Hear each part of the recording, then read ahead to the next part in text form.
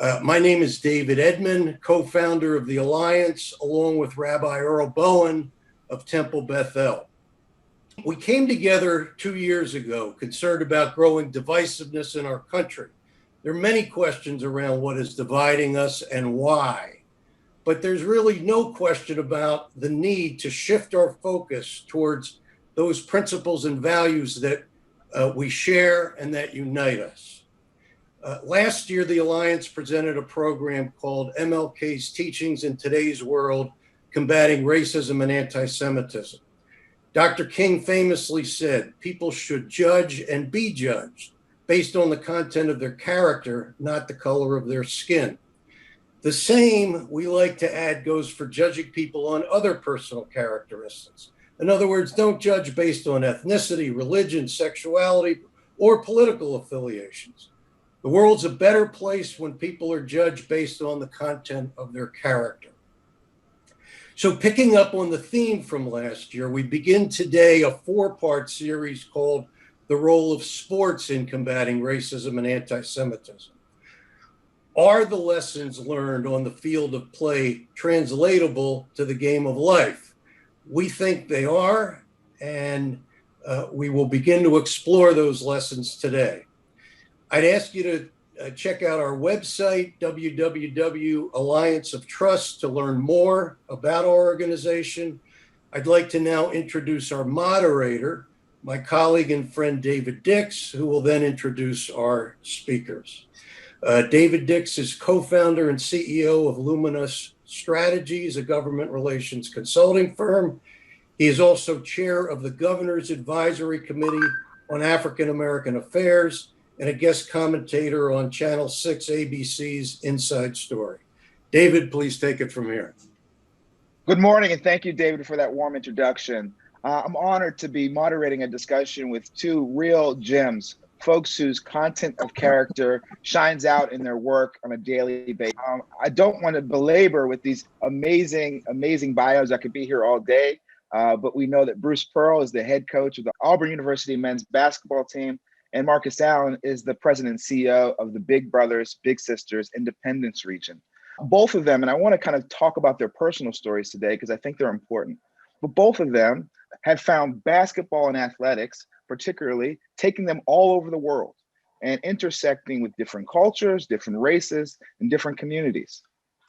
Along the lines of Martin Luther King, I think it's also important that in the examples of our two panelists, we have in Marcus Allen, someone who was born in rural Georgia and came up north, and in the form of Bruce Pearl, someone who was born in Boston, Massachusetts, where Dr. King spent a lot of his time, particularly at the Boston University, getting his master's degree in divinity, and he's now in the South, in Georgia. So I think that there's a lot to learn and unpack in those life experiences, and I look forward to diving in directly into that right now. Both of you deal with and work with, on a daily basis, young people.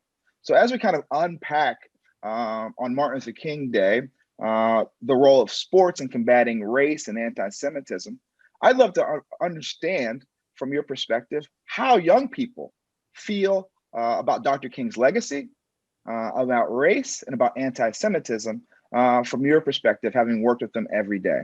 I'm going to ask Marcus to unmute his line and maybe take that question first. Well, David, thank you. And I got to say, big shout out to Rabbi Bowen and David Edmond and the Alliance for thinking of something as critical as the issues that we're going to speak about today. And no fashion means, or do I even intend to give the impression that I'm some expert, or because I, just like all of you, I'm learning in this process. I along with, I don't want to speak for Coach Pearl, but I think it takes a lot of bravery to get on a call like this and talk about such a sensitive issue that doesn't just impact us individually, but it impacts not just the U.S., but the entire world. So I just wanted to give that gravity to this conversation. And also, as we set the table, as I set the table for my comments, I just want to say that, everything that I say here today is, I hope that all of you take it with noble intent, meaning that, I don't know what my impact is going to be on over 50 people, but I can tell you my intention is to build unity and to build on this idea of humanity.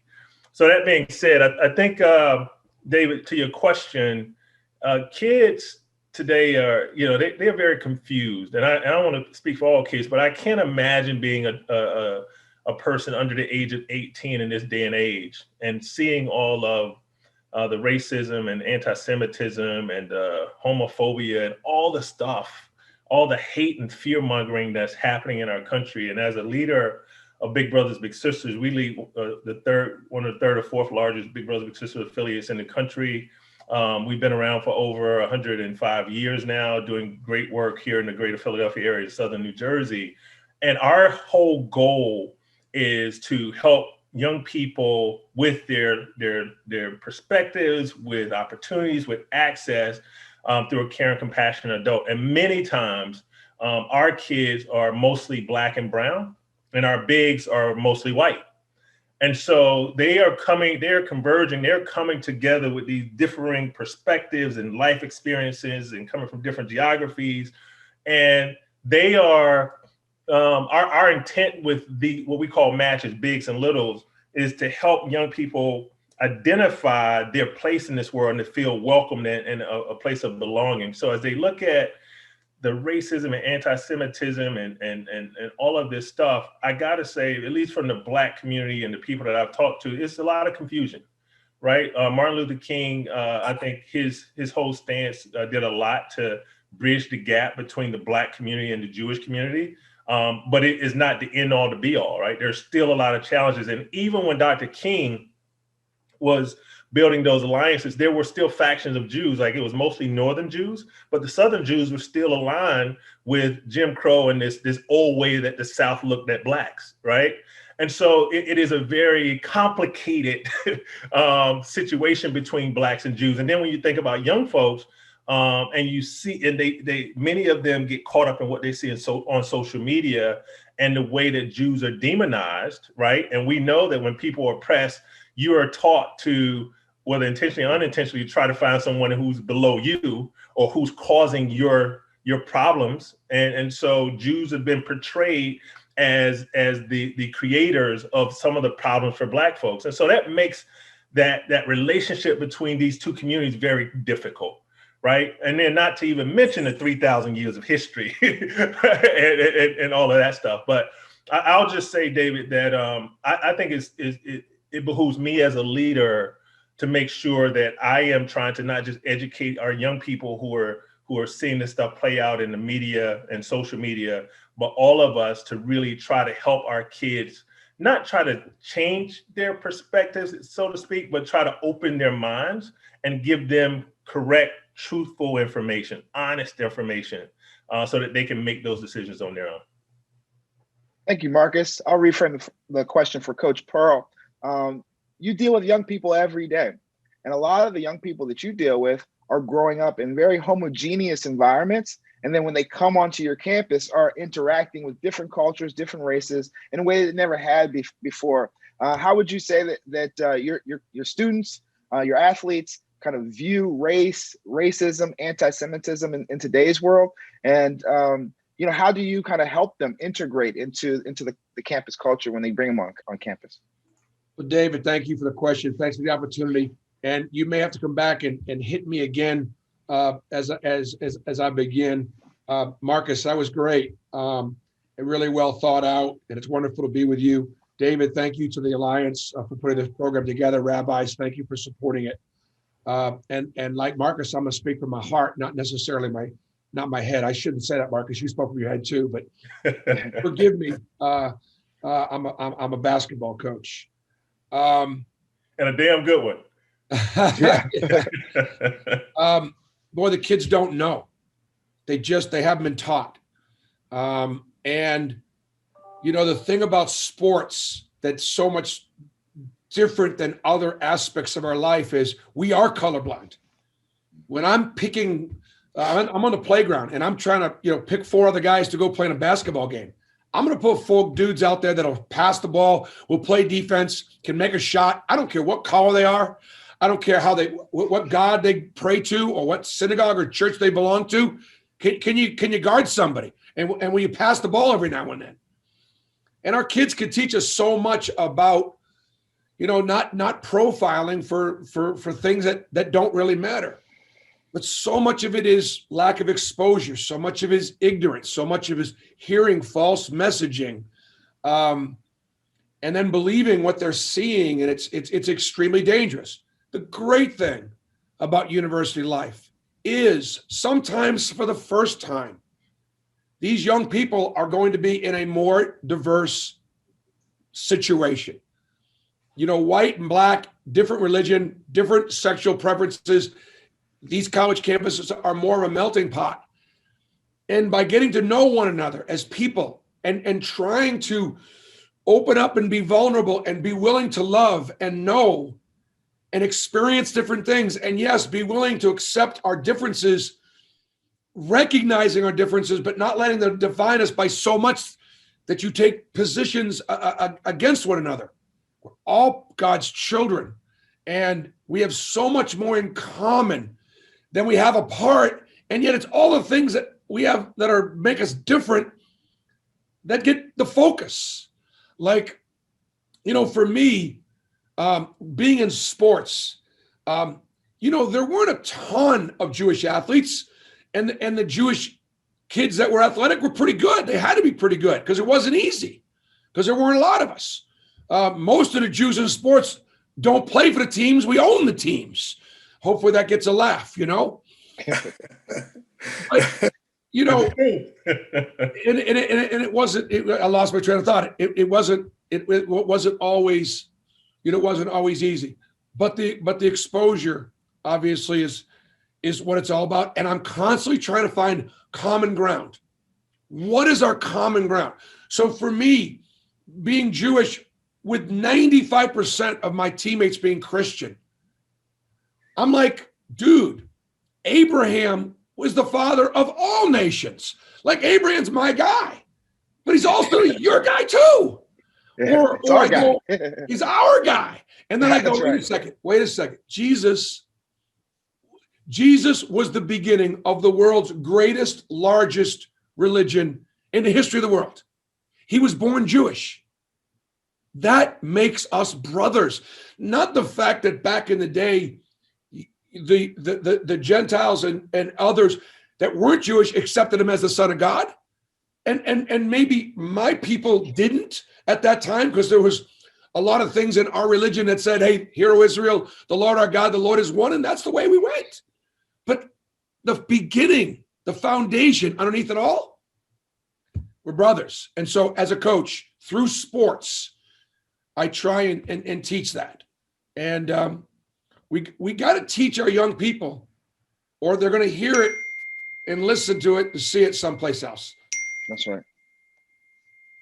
Thank you for that thoughtful response. I want to continue on this kind of vibe of just kind of keeping the conversation flowing and hearkening on your individual personal stories to kind of unpack how sports can combat racism and anti-Semitism. Go back to Marcus for a moment. Marcus, again, born in Georgia, sports takes you out of Georgia. And I just kind of want to unpack that experience, being born in the deep South, a place that has a history of racism and anti-Semitism, but then your life trajectory taking you all around the world through sports, and then eventually as an executive. Can you run that through the King theme? I mean, this is part of your story, is part of what Dr. King's dream essentially was. David, it's a lot to unpack there, and I'm gonna try to have as much brevity with this as possible. But I'm gonna start with, about 7-8 years ago, I was on an Oprah Winfrey show, right? And me and my then wife, were doing this thing. And I remember coming off the show and feeling awesome, right? It was probably longer than, probably 10, 12 years ago. And so I'm in the hotel room in Chicago, and my mom calls me, and I'm on the phone. And mind you, my mom was raised in the rural South. She was raised in the 50s and 60s, right? And so she was and raised in a very segregated part of Georgia called Thompson, Georgia, with 6,000 people. And I don't remember ever meeting a Jewish person growing up. It was just really just white folks and black folks. That was it, right? And I remember my mom, who's a very strong woman, who raised me, my brother and sister, never knew my dad, in poverty, episodes of homelessness. And she says to me in all sincerity, she said, "Oh my God, Marcus, I'm just so proud of you, the way you stood up and you spoke to that white, it was a doctor guy on the show, and you talked to him as if you were just as smart as he was." And I'm thinking to myself at that time, just like, so my mom missed the point that I'm on the show with the most powerful person in the world at that time, which was Oprah Winfrey, a black woman, right, who looks just like her, right? And she was focused on me talking to this white guy who had, nothing against white guys, but nothing on Oprah Winfrey. And so, that has stuck with me, right? In terms of how we as Black people see ourselves and evaluate ourselves on this scale, right? And so, and then coming from this deep rural South and poverty and seeing, like, my first girlfriend was a white girl, and I had to stop dating her because one of my friends, Mark Reese, got killed because he was dating this white girl, and the brothers found out and they beat him with bats and ran him over with a truck.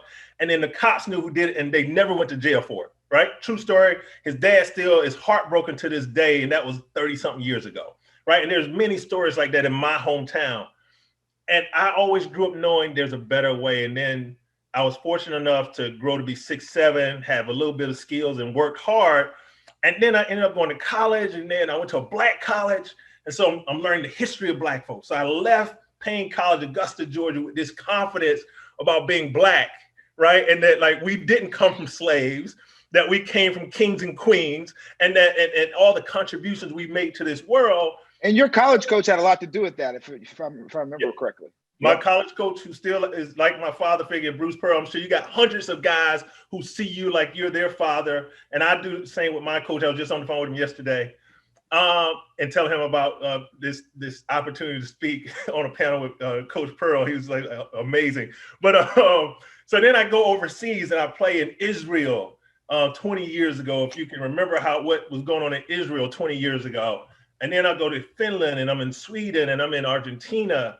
And this little Black boy from Thompson, Georgia, a town of 6,000 people, is beginning to get more of a world view on what it means to be Black. Mm-hmm. And then you come back to the United States. I came back in 2000 to Philadelphia, and to see what was happening at that time, not just the Y2K and all that stuff buzz, but the racial issues that were happening in Philadelphia were very similar in my mind to what I went through in Thompson, Georgia. Wow. Very segregated. And someone said to me from down south, they said, listen, the difference between Philly and down here is, at least in the South, you can get as long as you can get as big as you want, just don't come over here with it. In Philly, this is what they said was, you can hang with us, just don't get too big, right? And so, and I've seen some of that. And then, but I always was struck by my experience in Israel. And I always felt like I didn't get enough out of that experience. And then 2 years ago, David and I got a chance to go to Israel. We spent 10 days immersed in the culture, immersed in the history, immersed in the conflict that was going on at that time. If you remember, it was even, Mark, one of the professors here at Temple, had said some outlandish things about what was happening. And I think his words were taken out of context, but he said them. And so much stuff was happening. And I got a chance to say, I'm actually a really, really small speck in this whole conversation. And in order for me to elevate our children and the people willing to listen, is we have to have them see something bigger than themselves.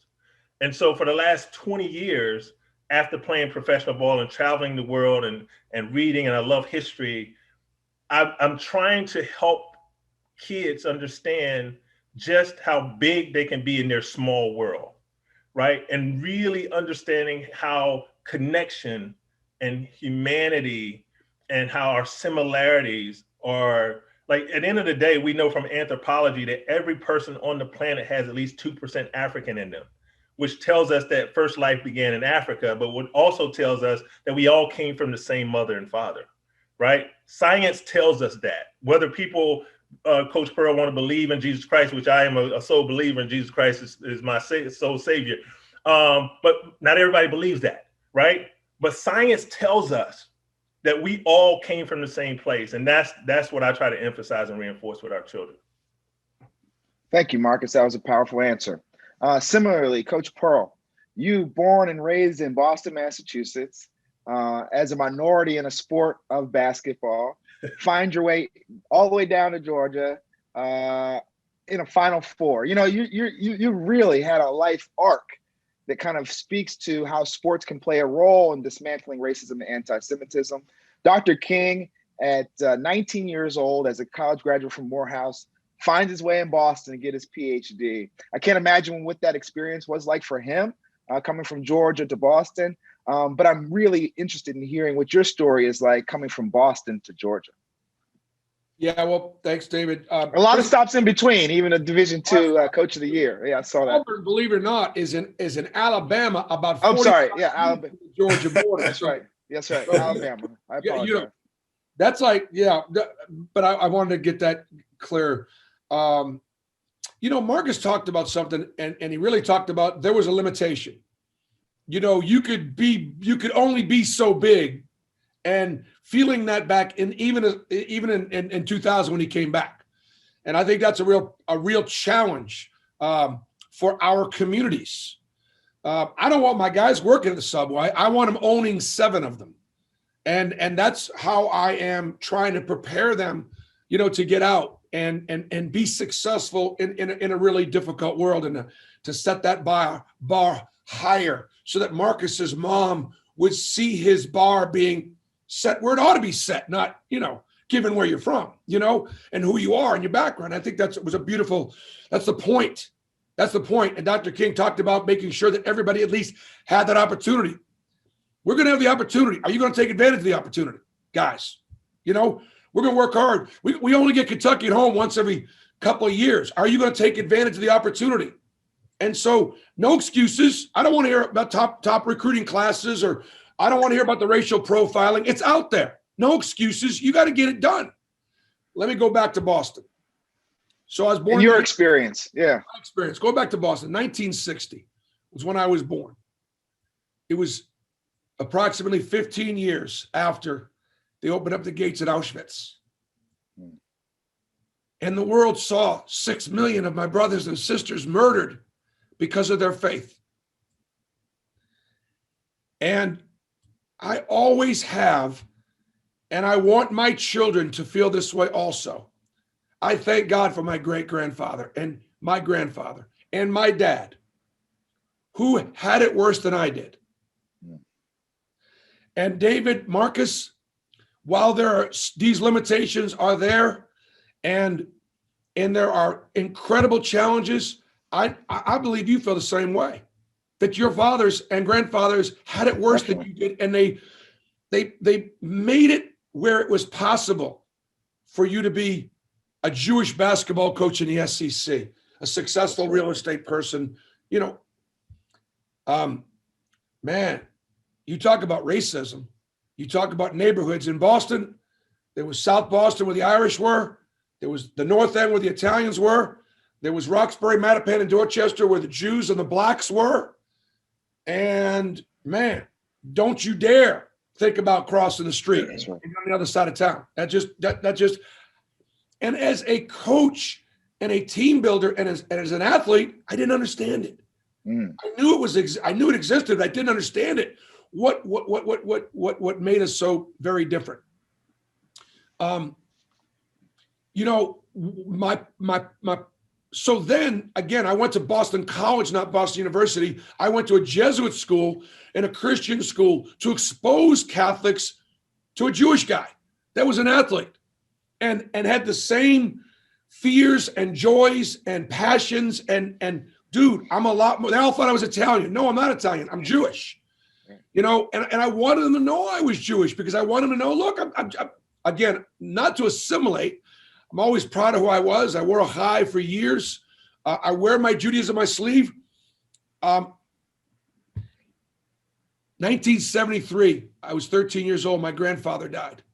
He was a plumber, but he owned a building in Roxbury, and there were probably maybe 100 tenants. And it was in a slum, and it was the hood. I used to go with him on Saturday mornings. It was bad. It was bad. And I remember having family conversations and my family kind of yelling at him going, Jack, why don't you make them pay the rent? Jack, why don't you do this and do that? Why don't you get better tenants? Why don't you? And my grandfather would argue with the family going, look, we have enough. We have enough. These people don't have this. They don't have that. And it was all black, all black. When my grandfather died in 1973, there were maybe 100 cars at his funeral. And they weren't the kind of cars that I grew up seeing. They were cars from the hood.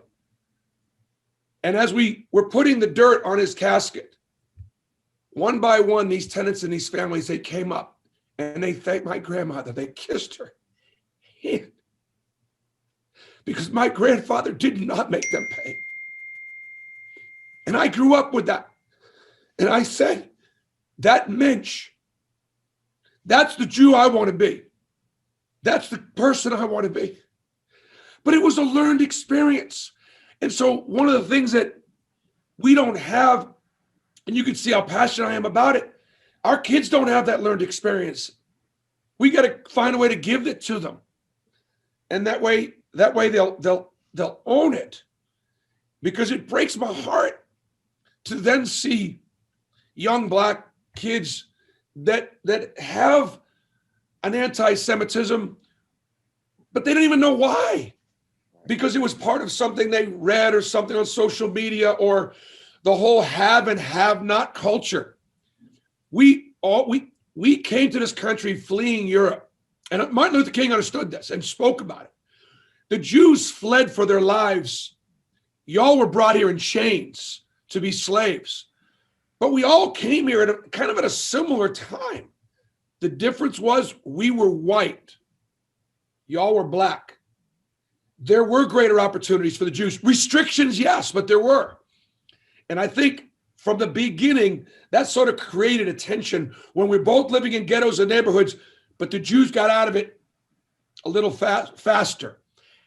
And the Jewish people have been, hopefully more Jewish people will be committing make it even better. I know they were during the days of the 60s and the marches and all those different things, but we got work to do as an American Jewish community to continue to do what my grandfather did and make this relationship better.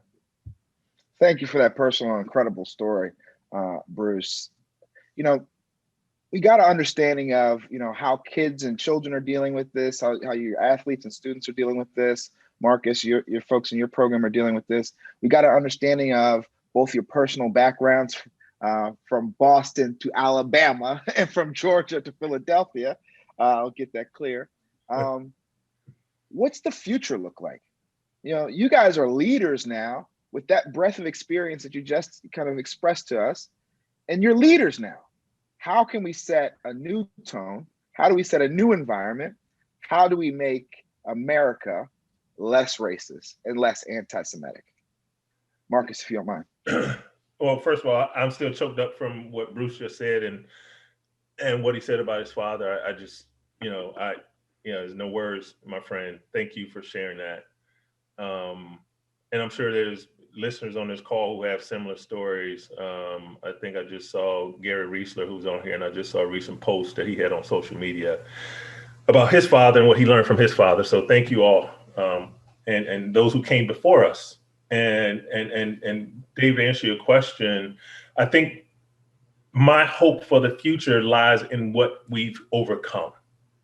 And the leaders like MLK and so many others who sacrificed and made the ultimate sacrifice so that we could be here having this conversation today. Like, many people are still reeling from January 6th event that happened on Capitol Hill, where we saw white insurgents or domestic terrorists, white supremacists, whatever you want to call them, storm the Capitol building. And everybody's up in arms and they're like, oh my God, this is the worst thing ever. And I started to think about it. I was born in 72 and I'm just like, well, if you look at history, it ain't the worst thing ever, right? Like, you think about from like the 60s when you had like JFK assassinated, his brother assassinated, Malcolm X assassinated, Martin Luther King assassinated in 1968. it's thought by many the bloodiest political year of our history. 1968, right? Not long ago, right? Not long ago, right?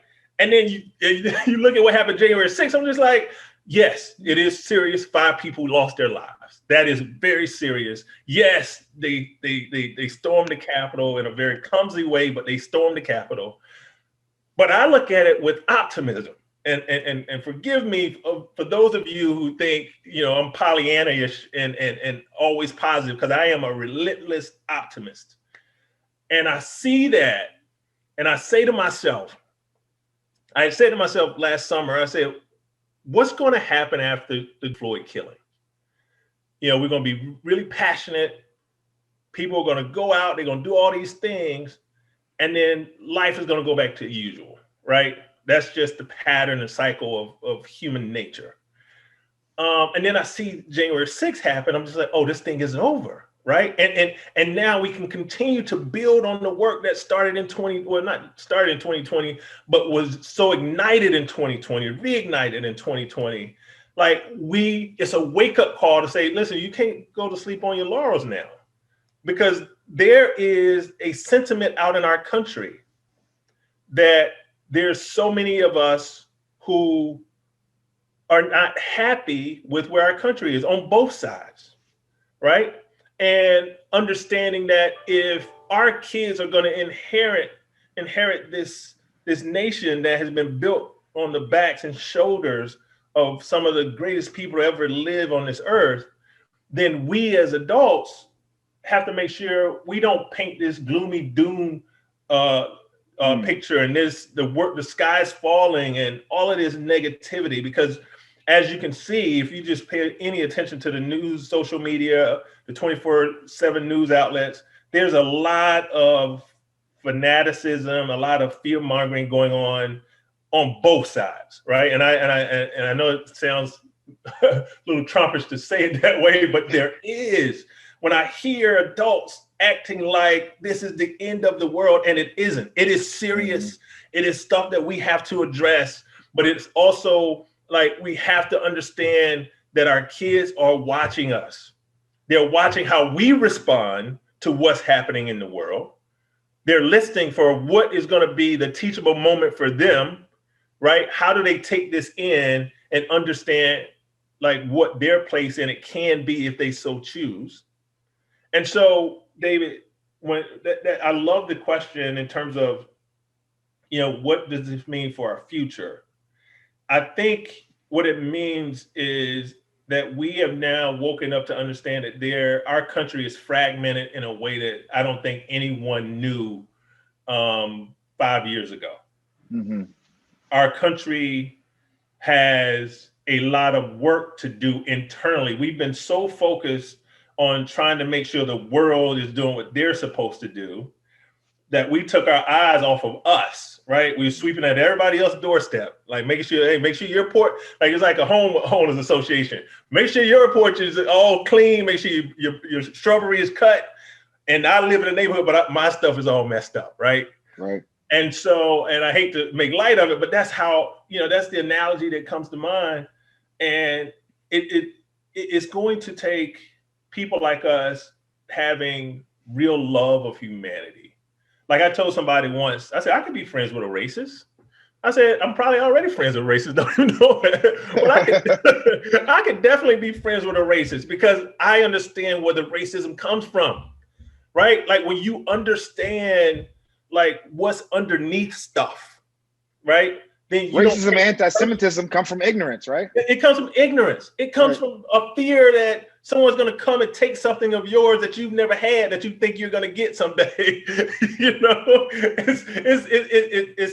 And so my outlook on the future is that even like with my kids, I have 4 kids, and my 18-year-old, she's such I call her, she's like the militant of the family, and she's so smart, 4.0 GPA in college right now, so I'm gonna brag a little bit. But she's also very smart when it comes to looking at racial issues and particularly feminist issues. Mm-hmm. She's a strong feminist, and as a matter of fact, she's helped help educate me on some things. I'm going on a tangent here, but just to say, as I think about the future, I think about my daughter and how she's educating me. I think about my kids and how, they look at every word I say and then they help me to understand, Dad, we know what you meant, but our generation now, we need to hear that differently. And so as we begin to reach out to our kids and think about the future, let's make sure as adults, we're not just doing the talking, we're also doing the listening. Earnest listening leads to honest dialogue. Thank you, Marcus. Coach Pearl, like we said, you talked about your relationship with your student athletes and how you try to get them to dream bigger and see themselves in higher spaces. You talked about the racial division in which you were raised in Boston, Massachusetts, and you've been able to kind of find a path for yourself in alliance with so many African-American athletes through your time as a coach. What hope can you give us that we're converging, right? We're converging on a more King-like future, on the future that King had for us, based on your experiences as a coach. It has to be really rewarding to see these kids come in through your program and come out a different person, ready to really attack life. And I'm just trying to extract from you, Sure. How do you see the future?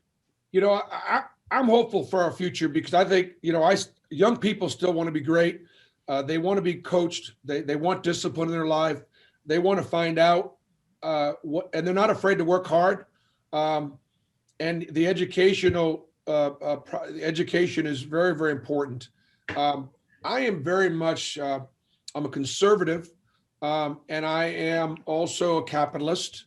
But when it comes to education and opportunities for all, I lean farther left in this sense. Being in rural America recruiting and being in inner cities recruiting, I can tell you the difference in our high school and our secondary educational system is criminal. It's so unbalanced. And we worry about creating balance after life, when we're in the job markets and things. I say the imbalance is before we ever get to a job. We must invest in our children. Leave no man behind, all kid behind.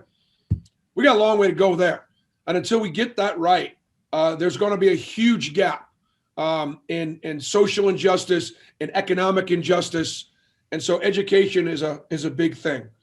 What can I do about it? I'm going to make my guys be accountable, set their goals really high, understand they're achievable, give them the discipline that they need, so on and so forth. But then, one of the advantages that Marcus had, because he was 6'7" and he was talented, he was hardworking, and he came through it, and he knew what real challenges were. Instead of some of the challenges that we make mountains out of molehills, he did go to Israel, and that changed him. He may have gone to Israel, Marcus, with a thought about what it was going to be like, what the people would be like, what the history would be like, so on and so forth. But again, it was that shared experience. So one of the things that I'm going to be doing in the last how many years of my life is I'm going to begin to start taking college teams to Israel in August to play basketball there. They love their basketball in Israel, and that is going to be. It's kind of like birthright for young Jewish kids to be able to go over there and experience Israel, and that sort of changes them forever. I'm going to bring college basketball teams, 90% of whom are African American, Black, and let them experience that. And again, get that bit of a shared understanding. I think the other thing is I, as a coach and as a leader, have responsibility to also step out. I can't talk the talk unless I'm willing to walk the walk. So you see my T-shirt here. Together we will unite as one. There was a lot of attention this summer brought to the social injustice, and it carried over into the world of sports. Obviously, you saw many sports personalities saying some things. Some recited some anti-Semitic tropes that were just spoken out of a lack of knowledge or experience. We all kind of recognize that. I'm glad we dealt with it. and Julian Edelman reaching out to Deshaun Jackson going, listen, bro, let's have a conversation. I want to get to know you better. And I'm not hating on you for what you said, but I don't think you got it right. I'd like to just have a chance to learn from you, and let's go to an African-American museum, and I'll take you to the Holocaust Museum. And I got too much respect for you to have you hating on me, and vice versa. I honestly feel that one of Dr. King's greatest ability, he was a minister, he was a preacher, he had a direct contact, he had a direct guy, he was talking to God, and God was talking to him, and he was an angel, he was sent, and so many things he said like love is the greatest force in the universe. It is the heartbeat of the moral cosmos. He who loves is a participant in the being of God. He said the ultimate measure of a man is not where he stands in moments of convenience and comfort, but where he stands at times of challenge and controversy. He said darkness cannot drive out darkness. Only light can do that. Light can do that. Hate cannot drive out hate. Only love can do that. So I feel like we're speaking to Jews and blacks here. I think God's got to be part of this equation. I want him to be part of this equation. We share the same Father God. We're breaking his heart too by behaving the way we're behaving. This is not what God wanted us to do. And I think the last thing, through the educational process, we do need to continue to teach some of the shared challenges in history that we have. When Jewish, during the Holocaust, Jews here in this country were also being targeted. Obviously, they turned ships around and they sent them back to Germany because of immigration. And those people went back to Europe and were murdered in a concentration camp.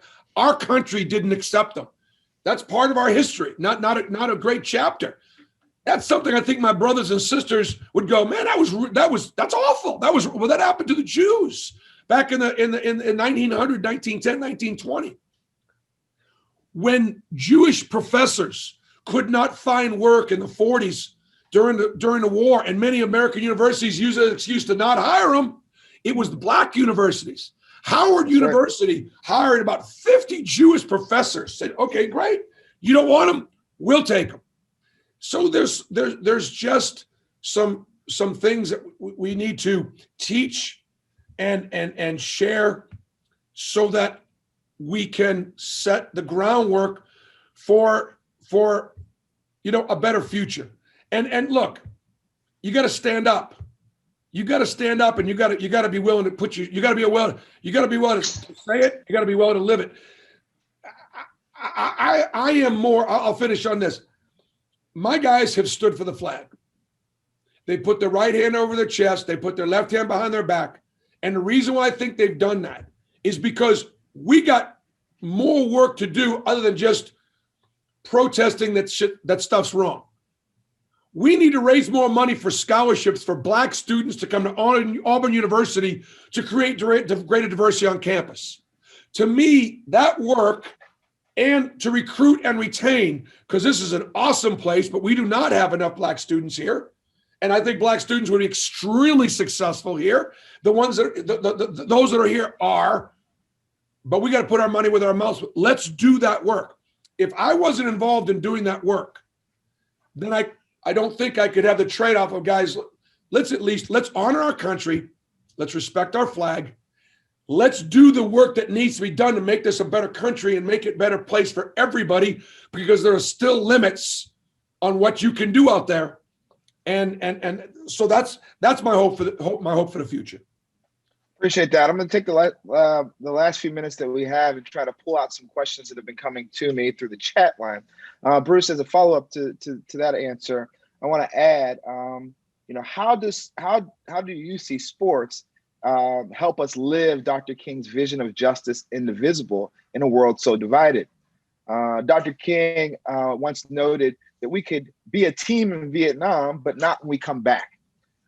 It might be fine to be a team while you're playing, but how do we take that into the rest of our lives? And I'll add to that another question that came in is, does Bruce share with his team about Ethiopian Jewish story? Yeah. And is that a way that you've kind of, so you talked about taking teams over to Israel. How do they come back more unified than they left? And how do we kind of use that inclusivity when we're even talking about the exclusively Jewish story to include the African Jewish? Yeah. That's a great question. You know, what did they call the Middle East before they called it the Middle East? It was North Africa. Africa, yeah. It was Africa. You know, people associate Jews with white Eastern European, you know, Jews. Look, Jesus was a man of color. Not because I'm saying he was black or brown or what. He was born in the middle. He was born in Bethlehem. You know, go to Bethlehem and see what the people in Bethlehem look like. Right? They're people of color.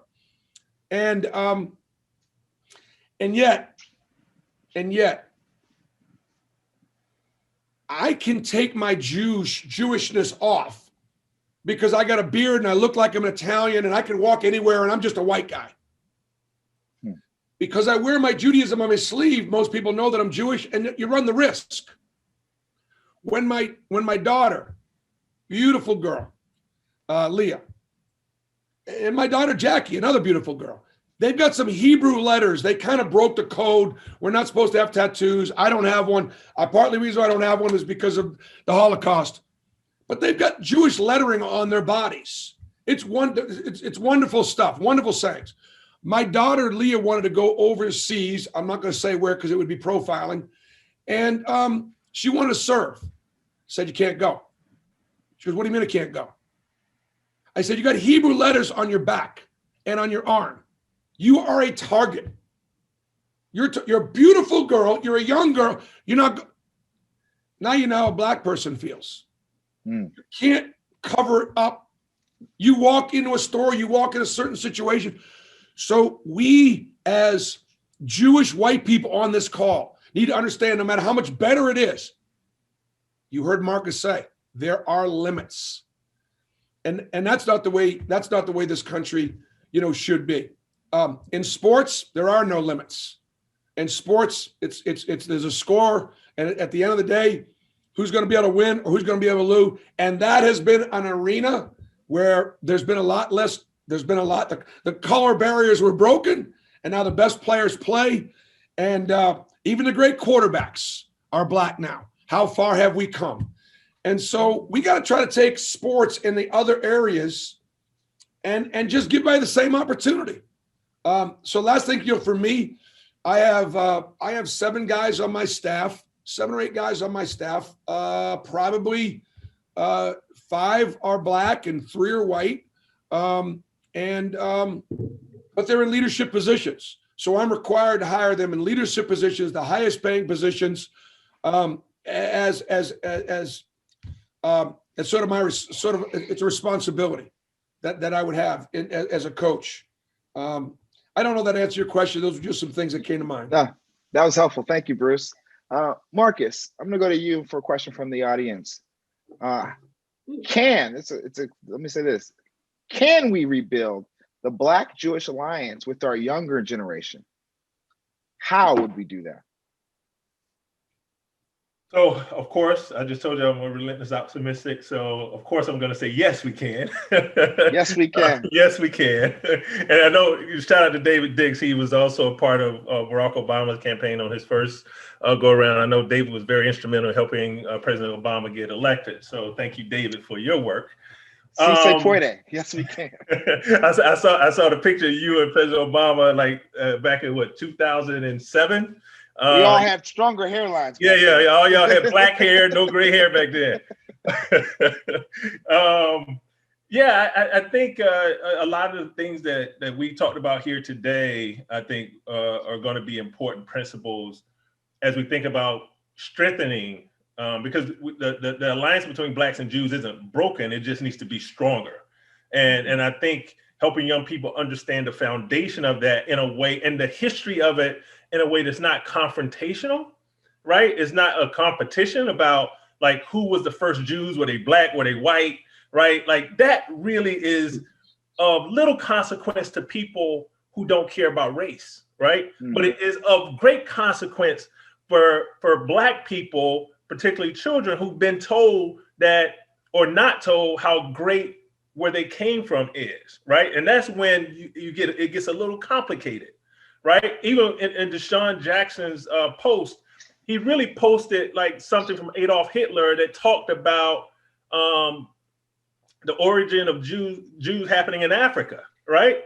And so Coach Pearl just put it out there that the Middle East really was Northern Africa. So what he said, like, and this is like, and my pastor talks about this, like there's a difference between truth, honesty, right? The truth is just the fact. Honesty is putting context to it.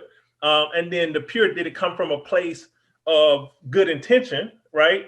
And then also what's the context? And I feel like Deshaun put something out there that part of it was true, but there was no context around it, right? And he didn't talk about it from a unity perspective.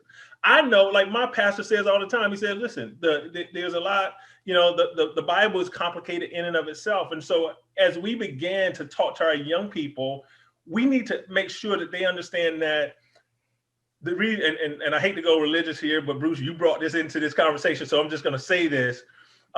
We're not spiritually human doings. We're human beings, right? And so sports taught me about human doings, right? Sports was about performance, right? Like the scoreboard, I'm going to be faster, I'm going to be stronger, I'm going to do these things. But the most important things in life are about who you are, your being, right? Character before reputation, right? Those things that it takes a long time for people to see, right? And Dr. King knew this. One of the things he says was, and since you brought up a couple of quotes, I wanted to bring this one in. A riot is the language of the unheard, right? And so when we think about January 6th and we think about our kids and we think about how they look at that situation, David, can you hear me? I see you adjusting here. No, we're good. Okay. Then you have to think about, well, those people feel like they are unheard, just like our young people feel like they are unheard. And we want to make sure that they are hearing the right message, both in truth, both in honesty, both in context, and from a place of purity, right? And so the best way that I see for us to bring our children forward in this conversation is to be real with them. Like Bruce just said, like, David, you and I learned this when we went to the Holocaust Museum in Israel, that out of all the countries in the world, when Hitler was first taking over Germany, there was only one country on the planet that would take Jewish folks. And that was the Dominican Republic. And they could only take 100,000 Jews, right? Think about all those great powers back in that day. And the only country that was willing to take the Jews was the Dominican Republic, a small, black, basically island, right? That stood up. And so that's the truth. But if you put that in the wrong context, some people are going to take that the wrong way. And so the point I'm trying to make is we have to talk to our kids with the truth, right? Don't sugarcoat the truth, right? But also give them honesty, give them context, and make sure what you're telling them is not because I'm trying to persuade you or dissuade you away from some other culture or religion, but I want you to have knowledge. And what you do with that knowledge is going to be on you. And I think that's the only way, David, that I can see us being able to bring our kids together in this building an alliance between Blacks and Jews. David, I'm going to mention one thing that's going to be a little controversial, but is it okay if I want to just mention one thing? We're here to make news, Bruce. About where we go from here. And again, the connection between Jews and Blacks. 78% of Jews voted for Barack Obama to be president, 78%. When Dr. King gave his I Have a Dream speech, Rabbi Miller did the opening prayer. The Jews were amongst the founders of the NAACP. Joel Spingarn was its president in 1930, 1939. There's a lot of history there, and we got to keep teaching it. One of the things I'm concerned about our future, while Black Lives Matter, and I'm proud to say it, I was proud to march here in Auburn, Alabama, because Black Lives Matter and the treatment of Blacks in this country is not equal, and there is social injustice, and something must be done. The organization Black Lives Matter has in its charter some things that are anti-Semitic and some things that are very much against Zionism and the state of Israel. That's a problem for me as an American Jew. And I point that out because I think when people support the organization Black Lives Matter, you can't support everything that they stand for. But there's this thing called, intersectionalism. That's the haves and the have-nots. And so how is it that, when within Black Lives Matter, there can be people that are part of that organization that I think the organization would be better off if they didn't have them as part of their platform. I'm just calling that out here publicly to state that I very much could support the organization if they would change that part of it, because it very, very much is not contributing to what we're trying to do here today, and that is improve the relationships between Blacks and Jews. Hey, Bruce and David, if I could just comment real quick. I think there's a difference between the Black Lives Matter organization and the Black Lives Matter movement, Agreed. right? I can tell you as a Black person, I've never given any money to Black Lives Matter organization, but I totally believe in the Black Lives Matter movement, so much so I took a bike ride from New York to DC this past summer for 315 miles, protesting the entire way, right? And so I totally agree. I can't support anything wholeheartedly that has any sort of discrimination in it.